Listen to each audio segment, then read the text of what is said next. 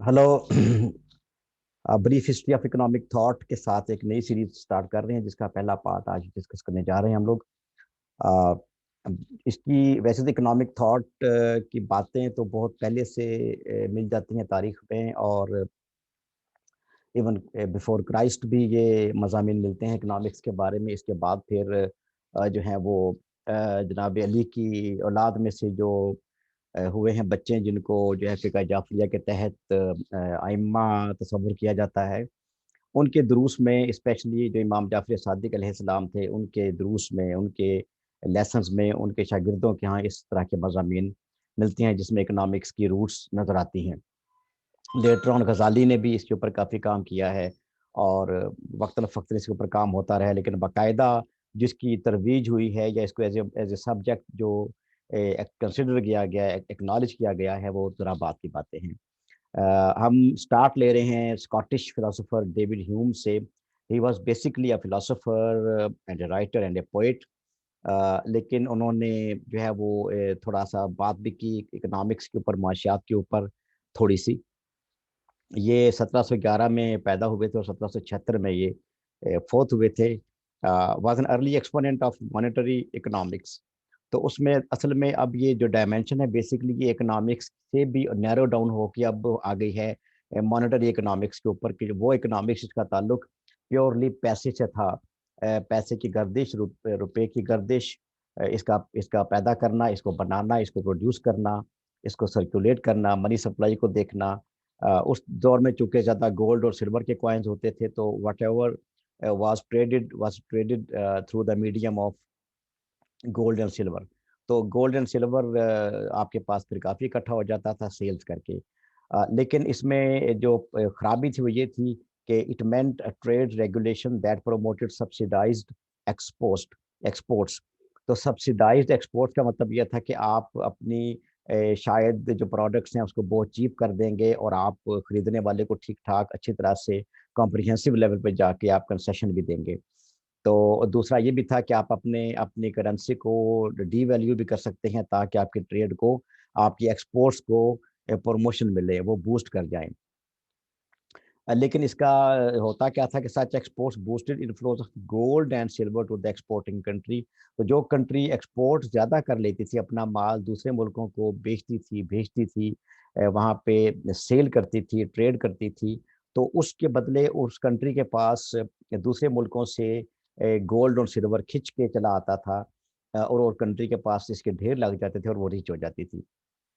लेकिन ये जो पॉलिसी थी मर्केंटलिज्म है बेसिकली, जो अगेंस्ट थी, ये थी कि कोई कंट्री, यानी कि जिस कंट्री का भी बस चले, जो भी पावरफुल हो, वो एक्सपोर्ट्स पे जोर दे, इंपोर्ट्स पे जोर ना दे। इंपोर्ट्स को मिनिमाइज करे, एक्सपोर्ट्स को मैक्सिमाइज करे। एक्सपोर्ट्स मैक्सिमाइज करके गोल्ड और सिल्वर को इकट्ठा करे, और इंपोर्ट्स को मिनिमाइज करके गोल्ड एंड सिल्वर का आउटफ्लो रोके और उसको मिनिमाइज करे। This was the theory before Hume. लेकिन ह्यूम ने इस तमाम डिबेट की सख्त मुखालफत की। उसने कहा कि इस तरह से गोल्ड एंड सिल्वर एक जगह पे जो है वो इकट्ठा हो जाएगा, और मुल्क जो है वो अमीर से अमीरतर होते चले जाएँगे, और जो है वो इम्पोर्ट्स अगर वो नहीं करेंगे, तो अगर एक कंट्री इम्पोर्ट नहीं करेगी, तो दूसरी कंट्री एक्सपोर्ट कैसे करेगी, जब ये कंट्री उसकी एक्सपोर्ट को एक्सेप्ट ही नहीं करेगी। तो Hume was an early philosopher who opposed this philosophy, this thought, this practice. Hume के बाद का ज़माना आता है एडम स्मिथ का ज़माना। वो 1723 में पैदा हुए थे और 1790 में वो फ़ौत हुए। Adam Smith was again a very great philosopher, a great thinker of his class, father of modern economics उनको कहते हैं। तो यूरोप में specially he is regarded very high. तो 1776 में उन्होंने किताब लिखी थी जिसका नाम था an inquiry into the nature and causes of the wealth of nations. तो उन्होंने ये बुक लिखी थी जिसमें उन्होंने सारा बताया था कि जो नेशंस की वेल्थ है, वो कैसे एक्यूमुलेट होती है, कैसे ट्रैवल करती है, कैसे एक कंट्री से दूसरी कंट्री जाती है, कैसे जो पावरफुल कंट्री है that can become richer and richer, और कैसे जो पुअर कंट्री है that will become poorer and poorer day by day. तो Wealth of Nations is a very very huge book. ये साइज़ में भी बहुत बड़ी है। तो Adam Smith was the first person to apply deductive logic in this field. गो के ये साइंस नई नहीं थी, but he adopted the technique, he used deductive logic as used in the physical sciences. तो उसने जिस तरह से फिजिकल साइंसेस के ऊपर, जिस तरह मैटर के ऊपर काम होता था और चीज़ों को डिड्यूस किया जाता था, कंक्लूड किया जाता था, दैट इज जनरल कॉन्सेप्ट को देख के उसके बाद एक पर्टिकुलर कॉन्सेप्ट को कंपेयर किया जाता था कि अगर जनरल में ये ऐसा हो रहा है तो पर्टिकुलर में भी ऐसा हो रहा होगा। अगर अगर मैसेज ऐसा कर रहे हैं तो इंडिविजुअल भी ऐसा ही कर रहा होगा। तो इसको डिडक्टिव लॉजिक को अप्लाई किया एडम स्मिथ ने इकोनॉमिक्स में और वेल्थ ऑफ नेशंस में। He recommended economic policy in favour of economic growth. तो he was the first person basically जिसने जो ट्रेड से बाहर निकला, जो पावर्टी से बाहर निकला, जिसने डिमांड एंड सप्लाई फोर्सेस की बात नहीं की, जिसने कैपिटलिस्ट की बात नहीं की, ये नहीं बताया कैपिटलिस्ट ज़्यादा से ज़्यादा रिच कैसे हो सकता है, how he can exploit labourer, how he can accumulate more and more capital, how he can become cruel to maximize his profit।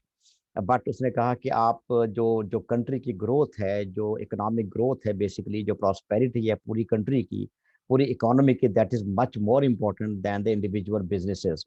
तो आप बिजनेसेस को प्रमोट करने के बजाय, उन पे फोकस करने के बजाय ये देखें कि अवामुन्नास को आप वेलफेयर कैसे पहुंचा सकते हैं, इकोनॉमिक ग्रोथ को बूस्ट कैसे कर सकते हैं। इकोनॉमिक ग्रोथ की जो बेसिक डेफिनेशन है, जो कॉन्सेप्ट है, वो तो है कि आप एनुअल प्रोडक्शन जो कंट्री के, जिसको हम जीडीपी कहते हैं, ग्रॉस डोमेस्टिक प्रोडक्ट कहते हैं, उसको आप कैसे बूस्ट कर सकते हैं।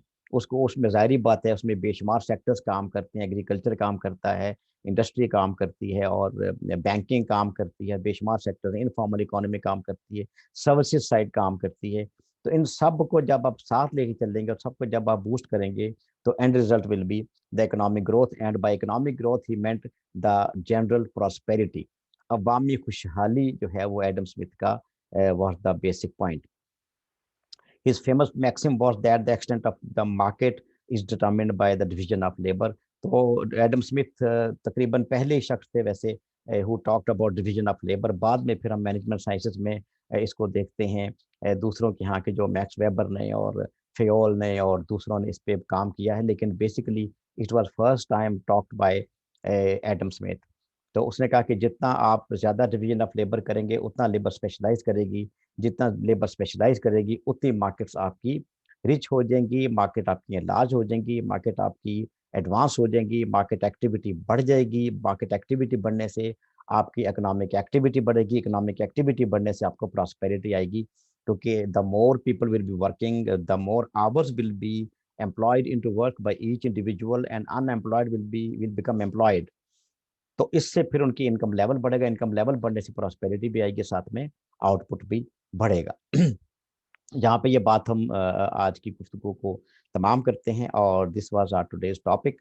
इसके बाद हम इंशाल्लाह नेक्स्ट टॉपिक के साथ इसको आगे लेके चलेंगे। अनटिल देन इंशाल्लाह हाफिज।